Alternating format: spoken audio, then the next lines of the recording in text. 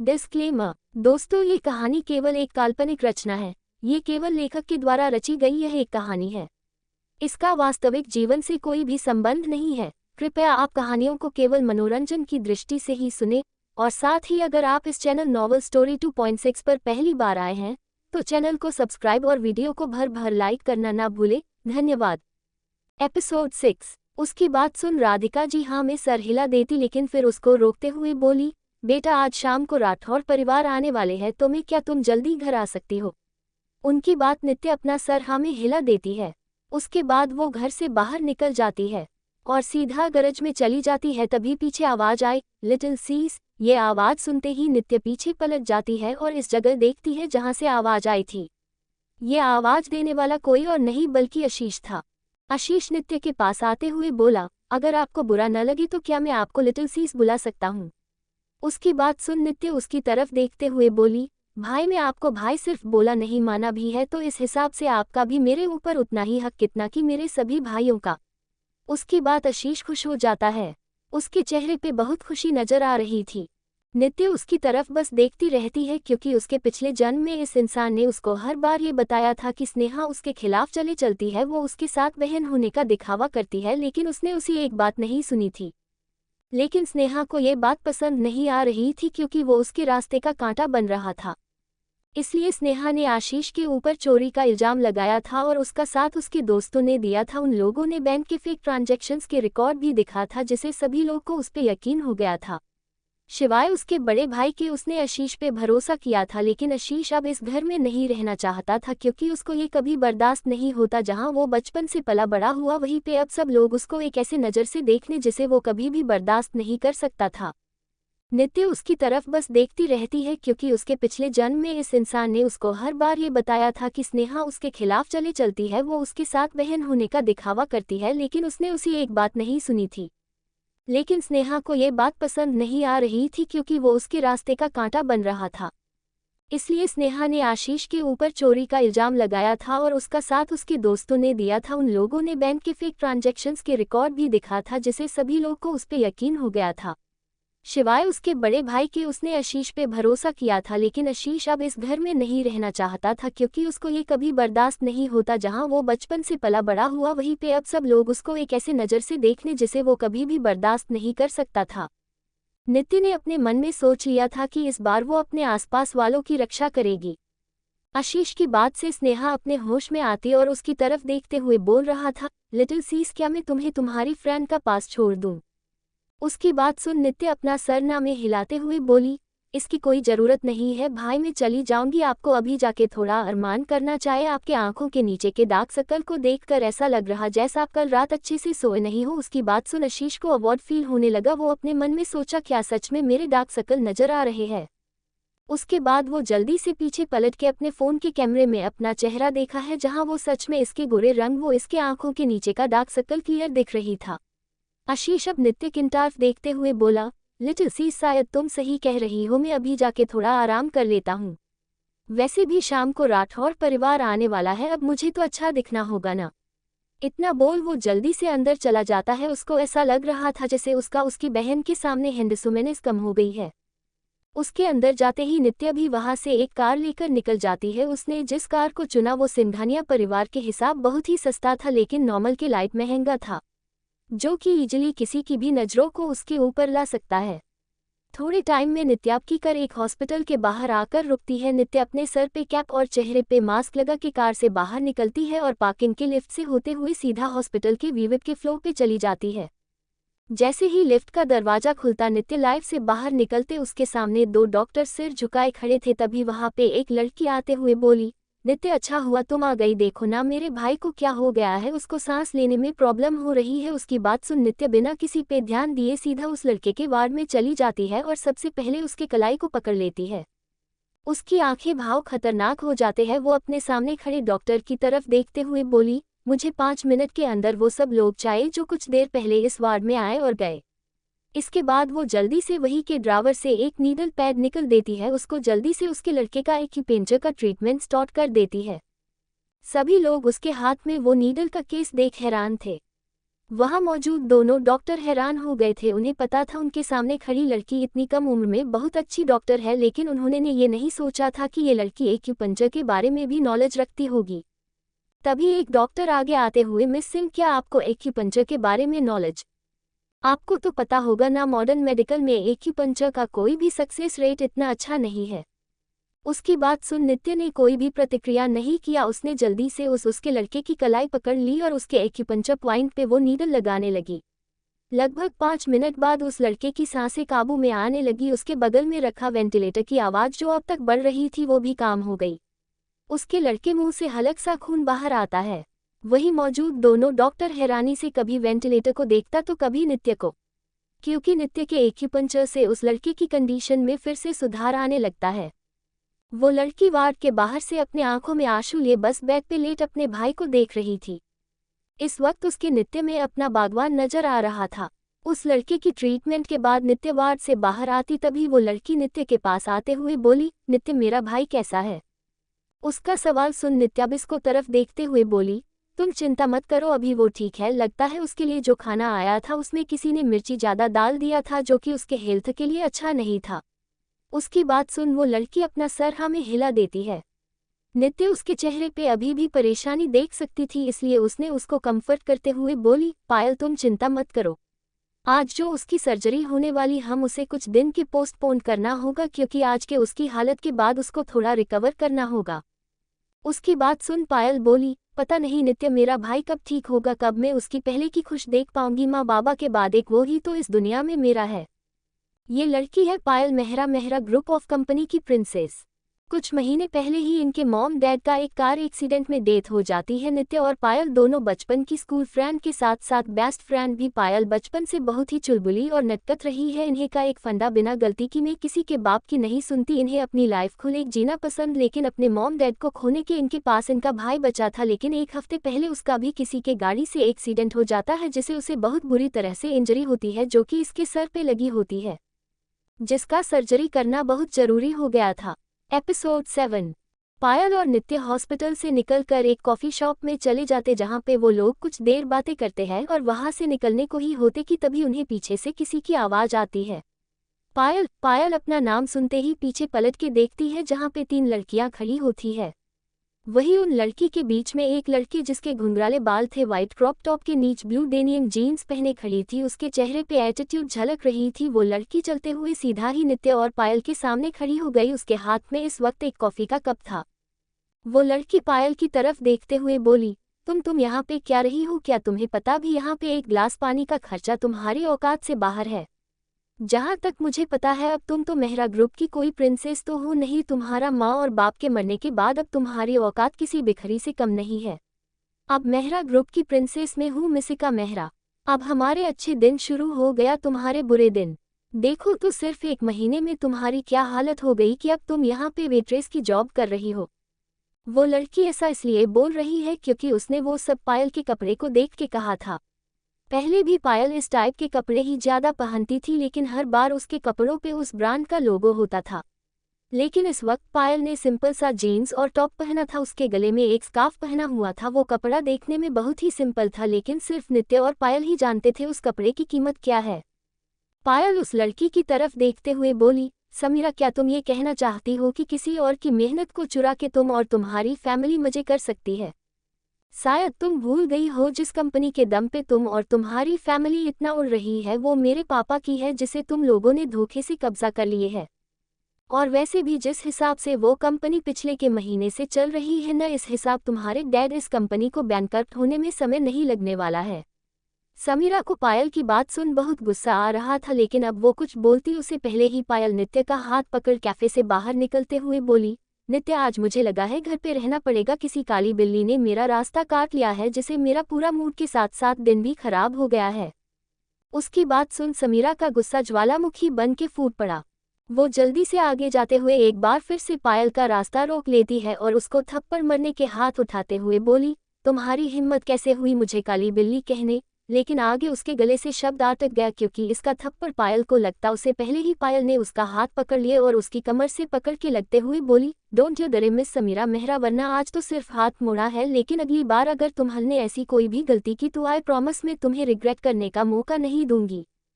उसके बाद वो एक झटके के साथ उसने समीरा को धक्का मार देती है, जिससे समीरा मुंह के बल गिर जाती और पायल बिना उस पर ध्यान एक बार फिर से नित्य का हाथ पकड़ लेती है और दोनों वहां से निकल जाते हैं। नित्य को घर आते आते ऑलरेडी शाम के 4 बज गए थे। नित्य जब अपने घर में कदम रखती है तो देखती है सभी नौकर इधर उधर कर रहे हैं। वही उसी मॉम सबकी ऑर्डर देती थी। बिना ये वाइट फ्लावर्स को इस वाले वास में अच्छे से लगा, दो गीता को वाइट रोज बहुत ही पसंद है। तभी उन्हें अपने पीछे से आवाज आती, डियर तुम तो उनके आने की तैयारी ऐसे कर रही हो जैसे कि वो तुम्हारे मैके वाले हो। उनकी बात सुन राधिका जी अपनी आंखों को छोटा करके उन्हें घूरते हुए बोली, क्या बोला आपने? उनकी घूरती निगाहों को देख ऋषभ जी अपने दांत दिखाते हुए बोले, मेरी वाइफ कितनी प्यारी और स्वीट है, जिसे सबकी पसंद के बारे में पता होता है। वो सबकी कितनी चिंता करती है। मैं कितना खुशनसीब हूँ जो मुझे तुम्हारी जैसी स्वीट और ब्यूटीफुल वाइफ मिली है। वही दरवाजे पे खड़ी होके नित्य ये सब देख रही थी। उसकी आंखें को कि हमेशा ही कोल्ड रहता है, आज उन्हें देखते हुए उसकी आंखों में नरमी थी। उसको पता था उसके पापा उसकी माँ से कितना प्यार करते हैं। नित्य अपने मन में बोली, थैंक यू गॉड मुझे एक और मौका देने के लिए, इनके साथ समय बिताने के लिए और इन्हें मेरे पेरेंट्स बना के लिए। उसके पिछले जन्म में नित्य जिस दिन अपने घर आई थी उस दिन से नित्य ने स्नेहा को कभी भी एक एडॉप्टेड बहन नहीं बल्कि अपनी सगी बहन माना था। उसकी स्नेहा उसकी सगी बहन जैसी थी। उसने इस रिश्ते को दिल से निभाया था, लेकिन स्नेहा ने हमेशा से ही उसको इनसिक्योरिटी नजरों से देखा था, जिस कारण जब भी घर पे कोई मेहमान उससे मिलने आने वाले होते तो कोई ना कोई बहाना बना के नित्य को घर से बाहर भुला लेती और खुद घर पे होती थी, जिससे घर आए मेहमान की नज़रों में नित्य का इमेज बहुत खराब हो गया था। तो वही स्नेहा हमेशा इस बात का ज़्यादा उठा कि उसके मॉम और डैड के सामने उसके लिए गलत बात बोलती थी। हालांकि वो लोग उस पर ज़्यादा रिएक्ट नहीं करते थे, लेकिन फिर भी उन्हें उसकी बात को सुन बुरा लगता था। लेकिन उसके पेरेंट्स ने कभी भी उसको इस बात के बारे में पता नहीं चलने दिया था, जिस कारण उसको कभी स्नेहा के चालों के बारे में पता नहीं चला था। इसलिए नित्य ने ये सोच लिया था कि इस जन्म में वो स्नेहा के किसी भी तरीके के जाल और बात में नहीं आएगी और साथ उसको उसके किए स्वाद भी चकाएगी।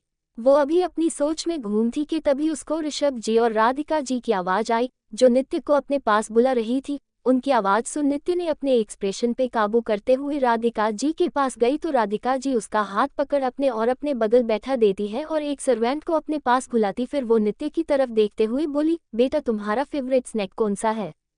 उनका सवाल सुन नित्य ने एक वार्म स्माइल के साथ बोली, जो भी मुझे चलेगा, मैं ज़्यादा पिकी नहीं हूँ। नित्य की बात सुन राधिका जी ने जल्दी से सर्वेंट को ऑर्डर देते हुए बोली, जाओ और जल्दी से हमारी प्यारी बेटी के लिए इवनिंग स्नैक लेकर आओ। उनकी का ऑर्डर सुन वो सर्वेंट वहां से चला जाता है। उसके जाते ही राधिका जी नित्य का हाथ पकड़ते हुए बोली, बेटा आज का दिन तुम्हारा कैसा था? उनका सवाल सुन नित्य बोली, बहुत अच्छा था। तभी ऋषभ जी ने नित्य से बात की आगे बढ़ते हुए बोले, बेटा इस साल तुमने अपने हाई स्कूल का एग्जाम दिया तो क्या तुमने सोचा है कि तुम अब कौन सी यूनिवर्सिटी में एडमिशन लेना चाहती हो? और वैसे भी कुछ दिन में मुंबई के बेस्ट यूनिवर्सिटी एस्ट ज़ेवियर यूनिवर्सिटी का एंट्रेंस एग्जाम होने वाला है, क्या तुम ये एग्जाम देना चाहती हो? एपिसोड 8। अगर तुम चाहो तो हम तुम्हारा एडमिशन ऐसे भी करवा सकते हैं, तुम्हें एंट्रेंस एग्जाम देने कोई ज़रूरत नहीं है। मैं नहीं चाहता कि तुम ज़्यादा एग्जाम की तैयारी करो। उनकी बात सुन नित्य कॉम्प्लीटली स्पीचलेस हो चुकी थी। अभी वो लोग डिस्कस कर ही रहे थे कि तभी नित्य को चाशनी से भी मीठी आवाज़ सुनी दी, जिसे सुन नित्य को लगा कि अभी उसे डायबिटीज की बीमारी हो जाएगी। वो अपना सर घुमा के उस तरफ देखती है जहाँ पे इस वक्त स्नेहा हाथों में एक बॉक्स लेकर खड़ी थी। राधिका जी और ऋषभ जी स्नेहा की तरफ देखते हुए बोले, स्नेहा आओ बैठो हमारे साथ। स्नेहा एक नज़र राधिका जी और ऋषभ जी के बीच में बैठी नित्य को देखती है। उसकी आंखों में नित्य अपने लिए घृणा साफ दिख सकती थी, इसलिए वो अपनी जगह से खड़ी होते हुए बोली, मॉम डैड मैं अभी बाहर से आई हूँ, मेरे ख्याल से मुझे पहले शॉवर लेना चाहिए। नित्य की बात सुन राधिका जी बोली, ठीक है बेटा जाओ जाकर शॉवर ले लो, उसके बाद हम बात करते हैं। वही नित्य को जाते देख स्नेहा जल्दी से उसके सामने आते हुए बोली, बहन मैं जब मुझे पता चला कि तुम इस घर में वापस आने वाली हो तो मैं उस वक्त तुम्हारे लिए कोई भी गिफ्ट अरेंज नहीं कर पाई थी, इसलिए मैं अभी आपके लिए ये गिफ्ट लेकर आई हूँ। इतना बोलकर को अपने हाथ में पकड़े गिफ्ट बॉक्स को नित्य के आगे कर देती है। और बोली, मैं चाहती हूँ कि अभी जब राठौर परिवार हमारे यहाँ पे डिनर के लिए आए तो आप इस कपड़े को पहन कर आए। ये सब बोलते वक्त उसकी आंखों में चमक और होठों पे स्माइल थी जो कि नित्य की सिंपल तो बिल्कुल नहीं थी। नित्य ने उसके हाथ गिफ्ट बॉक्स को एक्सेप्ट कर लेती है, फिर लिफ्ट की तरफ जाने लगती है, लेकिन एक बार स्नेहा उसको रोक लेती है और फिर नित्य की तरफ देखते हुए बोली, बहन क्या तुम मुझे अपना फ़ोन नंबर दे सकती हो? उसकी बात सुन और उसके एक्शन देख नित्य अब इरिटेट हो रही थी, लेकिन फिर भी खुद पे काबू रखते हुए अपने फ़ोन नंबर एक्सचेंज कर लेते हैं। वही स्नेहा अब राधिका जी और ऋषभ जी के पास आते हुए बैठ जाती है और उनसे बातें करने लगती है। लेकिन फिर थोड़ी ही देर में राधिका जी वहां से उठे हुए बोली, स्नेहा तुम अपने डैड से बातें करो, मुझे थोड़ा तैयारी करनी है। उनकी बात सुन स्नेहा ना चाहते हुए भी अपना सर हाँ में हिलाते हुए बोली, मॉम आप जाए, मुझे पता है आज आपके पास ज़्यादा टाइम नहीं होगा। उसकी बात सुन राधिका जी उसके सर पे हाथ फेरते हुए चली जाती है। उसके बाद स्नेहा अपने डैड से बात करने लगती है। ऊपर कमरे में नित्य स्नेहा के गिफ्ट को देख रही थी जो कि उसने कमरे में आते ही खोला था, जिसे उसकी आंखें चमक उठी थी। शायद उसको स्नेहा का प्लान समझ आ गया था। उस बॉक्स में एक ब्लैक शॉर्ट ड्रेस थी जिसे स्नेहा ने अपने वार्डरोब से निकल के दिया होता है। अपने पिछले जन्म भी स्नेहा उसको लिए कपड़े उसको गिफ्ट करती थी, लेकिन उसके कभी पता नहीं चला था कि वो स्नेहा के कपड़े हैं, जिसे स्नेहा उसका मजाक बना सके अपने दोस्तों की नज़र में। किसी को नहीं पता था कि स्नेहा नित्य को अपने छोड़ हुए कपड़े देती है सिवाय उसके दोस्तों के। नित्य स्नेहा की खुशी के लिए उसके दिया हुए कपड़े पहन लिया करती थी गिफ्ट समझ के। ये सब सोचते हुए नित्य की आंखों में अंगारे बरसने लगे थे। नित्य उस ड्रेस को उठा के बिना किसी भाव के डस्टबिन में डाल देती है और फिर शॉवर लेने चली जाती है। थोड़े टाइम में नित्य पूरी तरह रेडी हो जाती है, फिर अपना लैपटॉप लेकर उस पर कुछ काम करने लगती है। तभी उसका फ़ोन बजता है। बॉस आपको को आज रात को पेरिस के लिए निकलना होगा। उसकी बात सुन नित्य बस हाँ में जवाब देती है। उसके बाद दूसरी तरफ वाला लड़का बोला, बॉस जिसने आज आप पे हमला किया था मैंने उन्हें पकड़ लिया है, आप कब तक आने वाली है? उसकी बात सुन नित्य ने बस एक टूक में जवाब दिया, इंट्रोगेट कह के फ़ोन कट कर देती है। दूसरी तरफ वाला इंसान अपने फ़ोन को घूरते हुए बोला, पता नहीं मेरी बॉस कब पूरा बात बोलना शुरू करेगी, जब देखो तब या हाँ में जवाब देती या फिर सिर्फ शब्द। उसकी बात सुन पीछे से लड़का बोला, अरे राज क्यों इतना थक रहे हो? वैसे भी हमारी बॉस कितनी अच्छी है, तुम्हें पता उन्होंने कल ही हम सैलरी दी है, उसके हम लोग इस बार एक्स्ट्रा बोनस भी मिला है। उसकी बात सुन राज ने खुश होते हुए बोला, सच में वीर, मुझे पता है हमारी बॉस कितनी अच्छी है और काइंड हार्टेड भी है, मैं तो बोलता हूँ ऐसी बॉस सबको मिले। उसके बाद वो अपने फ़ोन से अपने बैंक बैलेंस को चेक करता है, जिसमें इस वक्त 1000 रुपये ओपनिंग बैलेंस दिखा रहा था और नीचे मैसेज आया था, don't have sufficient balance, deposit some amount in your account. अपने फ़ोन का बैलेंस देखने के बाद वो जल्दी से वीर की तरफ देखते हुए बोला, वीर के बच्चे तू झूठ क्यों बोल रहा है, मेरे अकाउंट में कोई अमाउंट आया ही नहीं है। उसकी बात सुन वीर उसके फ़ोन की तरफ देखता है, जिसे देख उसकी हंसी छूट जाती है। फिर राज की तरफ देखते हुए बोला, बॉस ने कल ही सैलरी से दिया है। उसकी बात सुन राज जल्दी से नित्य को कॉल लगता है, लेकिन वो अभी नित्य से कुछ बोलता उससे पहले ही एक नित्य की आवाज़ आई, इट्स योर पनिशमेंट। इसी के साथ फ़ोन से बीप बीप को आवाज़ आने लगी, जिसका मतलब था फ़ोन काट चुका है। यहाँ राज ऐसे खड़ा था जैसे उसकी गर्लफ्रेंड ने उसको धोखा दिया है। वो वही ज़मीन पे बैठ के रोने लगता है, ए बॉस बहुत बुरी हज, उन्होंने मेरी सैलरी नहीं दी। वो इतनी हार्टलेस कैसे हो सकती है, क्या उन्हें में चिंता नहीं है? फिर वीर की तरफ देखता है और उसके पैर को पकड़ते हुए बोला, वीर मेरे भाई, मेरे जान, मेरी शान, प्लीज़ मुझे कुछ पैसे उधार दे दे, मैं तुझे बाद में वापस कर दूंगा पक्का। प्लीज़ भाई मदद कर दे, देख मेरे बैंक में खाने के भी पैसे नहीं है। उसकी बात सुन वीर बोला, राज छोड़ो मेरे पैर को, मैं तुम्हें 1 रुपया भी नहीं दूंगा। नहीं नहीं, जब तक मुझे कुछ पैसे नहीं दे देते तब तक मैं तुम्हारा पैर नहीं छोड़ूंगा। ये बोल वो अपने दोनों हाथों से उसके पैर को पकड़ लेता है। ये देख फाइनली वीर उसके अकाउंट में पैसे ट्रांसफ़र कर देता है, जिसे देख राज जल्दी से उसके पैर को बिना ध्यान दिए छोड़ देता है, जिसे वीर जो आगे जाने के राज से अपने पैर छुड़वा रहा था वो मुंह के बल फर्श पे गिर जाता है। तभी एक आदमी इन दोनों के पास आते हुए बोला, बॉस जिन लोगों ने मैडम के ऊपर हमला किया वो लोग होश में आ गए हैं। उनका बात सुन राज और वीर जो अब तक बच्चों जैसे हरकत कर रहे था, वो लोग का चेहरा एकदम सीरियस हो जाता है और वो लोग सीधा वहां से एक बेसमेंट की तरफ चले जाते हैं। एपिसोड 9। वो दोनों जैसे ही अंदर आते हैं वहां पे कुछ लोगों को बांध के रखा होते हैं, उनके चेहरे पे बहुत से चोट के निशान बने हुए थे। उन लोगों को होश में आते देख राजवीर दोनों पास में रखे चेयर पे बैठ जाते हैं। उनके हाथ में इस वक्त एक चाकू होता है और वो दोनों उसको अपने हाथ में लिए घुमा रहे थे। वैसे राज और वीर दोनों ही जुड़वा भाई हैं, दोनों की शकल छोड़ के बाकी सारी हरकतें एक जैसी है। इस वक्त दोनों के चेहरे के एक्सप्रेशन बहुत ही खतरनाक थे। राज उन आदमियों की तरफ देखते हुए बोला, चुपचाप जितना सवाल हम पूछे रहे उसका जवाब दो, नहीं तो अभी जितना टॉर्चर किया है उसे भी ज्यादा कर सकते हैं।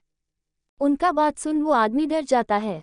तभी उसके कान में वीर की आवाज आती है, किसने तुम्हें बॉस को मरने का ऑर्डर दिया था? उनका सवाल सुन वो आदमी डरते हुए अपने सामने बैठे दो लोगों को देखता है जो कि दिखने में हैंडसम लग रहा थे, लेकिन उनके एक्सप्रेशन उन्हें डरा रहे थे। उन लोकल गुंडों के ग्रुप के लीडर का राज और वीर को एक एक नज़र देखता है, फिर वो रोते हुए बोला, सर प्लीज अपन को माफ कर दो, अपन लोगों ने सीधे साधे शरीफ चोर है, अपन लोग हमेशा ही चोरी करता है उसके बाद चोरी का माला बेच देता है। आज अपनों लोगों के पास एक इंसान आया और उसने हमें पैसे दिए, फिर एक लड़की का फोटो देते हुए बोला, इस लड़की के हाथ पैर तोड़ दो। अपन लोग ने पहले माना कर दिया था, लेकिन तभी अपन को अपन की बीवी का फोन आया था, तब अपन को पता चला कि अपन के बेटा का गाड़ी से एक्सीडेंट हो गया है और डॉक्टर ने इलाज के लिए 50,000 रुपये मांगे हैं, जिस कारण अपन लोगों ने ये काम लिया था। आप तो जनता है न सर, मजबूरी इंसान से कुछ भी करा सकती है। वही अपन के साथ भी हुआ, अपन मजबूर हो गया था और इस काम के लिए मान गया था। प्लीज सर अपन लोगों को जाने दो, मेरा बेटा अभी भी हॉस्पिटल में है। उसकी बात सुन राजवीर उसकी तरफ देखते हैं, फिर एक गहरी सांस लेते हुए बोला, ठीक है हम तुम्हें जाने देंगे, लेकिन पहले ये बातों की जिसने तुम्हें ये काम दिया था वो कौन है? वीर की बात सुन वो लीडर बोला, सर अपन बस इतना बता सकता है, वो कोई औरत थी, उसने महंगे गहने पहने हुए थे लेकिन उसने अपने चेहरे को छुपा के रखा था। उसने अपन को काम होने के बाद पैसे देने का वादा किया था, लेकिन अब मुझे 1 रुपया भी नहीं मिलेगा, अब अपन कैसे अपने बच्चे को बचाएगा? उसके साथ वो फिर से रोने लगता है। उसकी ये बात सुन राज उसके बगल में खड़े बॉडीगार्ड को देखता है तो वो अपना सर हाँ में हिला देता है, जैसे बता रहा हो कि ये जो बोल रहा है वो सच है। उसका इशारा देख राज ने गार्ड को उन्हें खोलने का ऑर्डर दे देता है, फिर उन्हें हॉस्पिटल ले जाने को बोल देता है और साथ ही ये भी इंस्ट्रक्शन देता है कि वो लोग उसके बच्चे का ट्रीटमेंट भी करवा दे। वही वो आदमी राज की बात सुन अपने आंखों में आंसू लिए हाथ जोड़ बोला, सर आपका बहुत बहुत शुक्रिया, मेरी मदद करने का, अपन आपका आभारी रहेगा। ये बोल वो बॉडीगार्ड के साथ निकलने लगता है। तभी वीर अपने फोन पे आए हुए नोटिफिकेशन को देखता है, जिसे देख वो उन आदमियों को रोकते हुए बोला, रुको। उसका आवाज ठंडा था, जिसे सुन वो आदमी एक पल के लिए डर जाते हैं। वो लोग पलट के वीर की तरफ देखते हैं तो वीर उनकी तरफ पलते हुए बोला, क्या हो अगर हम तुम्हें काम दे, क्या तुम लोग ये चोरी चिक्कारी का काम छोड़ दोगे? उनका सवाल सुन उन लोगों में से एक आदमी बोला, जी सर अपन ये काम छोड़ देंगे, क्योंकि चोरी चक्करी काम किसी का शौक नहीं होता है, लेकिन जब मजबूरी बढ़ जाए और सब्र खत्म हो जाए तो ऐसे गलत काम करने पड़ते हैं। वैसे अपन लोगों ने भी बचपन में सपना देखा था कि एक मेहनत करेगा और अपना नाम बनेगा, अपन अपनी फैमिली को एक अच्छा लाइफ देगा, लेकिन ये समाज है न किसी को आगे बढ़ते देख नहीं सकती है। अपन लोग जिस स्कूल में जाते थे वहाँ पे दूसरे बच्चों के माँ बाप ये हंगामा करते थे कि अगर अपन लोग उनके बच्चे के साथ पढ़ेगा तो वो लोग भी हमारी तरह गंदे हो जाएंगे, इसलिए अपन लोग ने पढ़ाई छोड़ दी, लेकिन अगर आप हमें काम दोगे कि तो हम पूरी ईमानदारी से करेंगे। उनकी बात को सुन वीर और राज की आंखों के सामने एक फ्लैश आकार गुजर जाता है, लेकिन जल्दी ही वो लोग अपने आप पे काबू रखते हैं।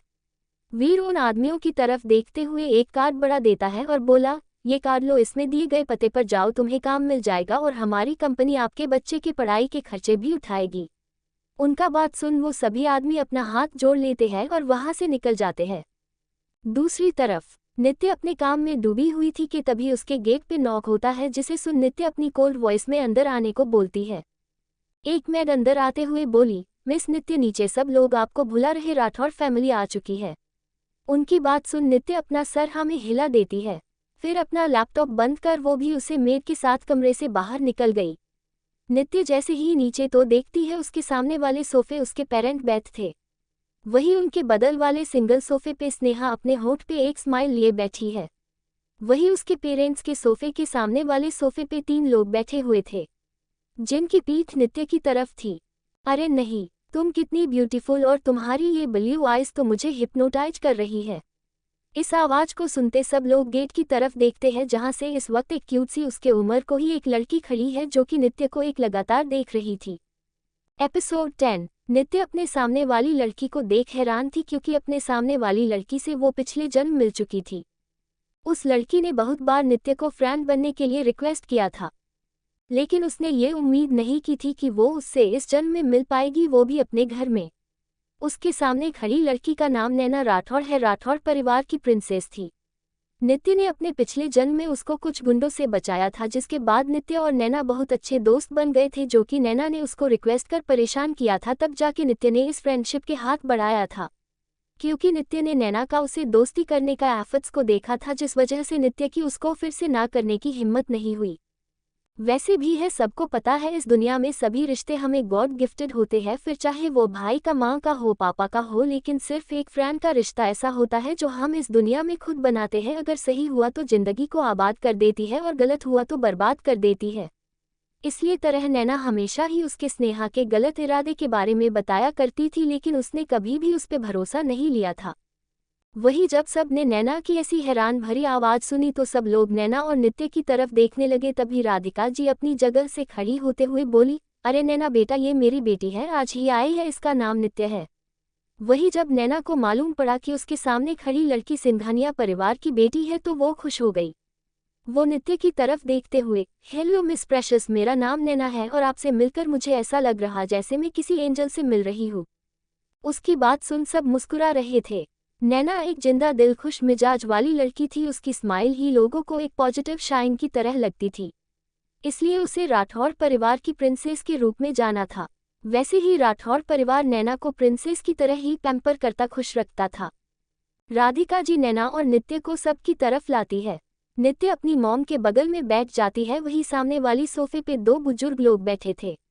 राधिका जी नित्य का उनसे इंट्रो करवाते हुए बोली, बेटा यह है राठौड़ परिवार के हेड और नैना के दादाजी मिस्टर वीर राठौड़। फिर उनके बगल में इशारा करते हुए बोली, ये है नैना की दादी सीता राठौड़। फिर साइड वाले सोफे की तरफ इशारा करते हुए बोली, ये है नैना के बड़े भाई रुद्र राठौड़ और इनसे भी बड़े उनके एक भाई है, वो मोक्ष राठौड़ है, तुम्हारे मंगेतर। मंगेतर? नित्य ने हैरान होते हुए पूछा तो राधिका जी बोली, हाँ बेटा, ये तुम्हारी दादी ने सीता दादी से वादा किया था कि जब हमारी बेटी या बेटा होगा तो उनकी शादी हम इनके घर के बेटे या बेटी से करेंगे, इसलिए उस हिसाब से मोक्ष तुम्हारा मंगेतर है। क्योंकि जब अब तुम वापस आ गई हो तो अब हम इस रिश्ते को कंटिन्यू कर सकते हैं। बहुत जल्द हम तुम्हारी सिंघानिया परिवार की बड़ी बेटी के रूप में दुनिया के सामने इंट्रोड्यूस करवा देंगे। नित्य इस बात से ज्यादा हैरान नहीं थी कि मोक्ष का इस जन्म में भी सिंघानिया परिवार में मैरिज फिक्स हुई है, बल्कि इस बात से हैरान है कि उसके पिछले जन्म में स्नेहा ने मोक्ष को अपना मंगेतर बताया था, साथ ही ये भी बता था कि उसकी और मोक्ष की मांगनी बचपन में ही फॉक्स कर दी गई है। हालांकि कि वो लाभ भी मोक्ष से मिल नहीं पाई थी, क्योंकि स्नेहा ने कभी भी उससे उसको नहीं मिलाया था। शायद स्नेहा को डर की हो कि अगर वो मोक्ष से मिलती है तो नित्य कौन सच पता चल सकता है।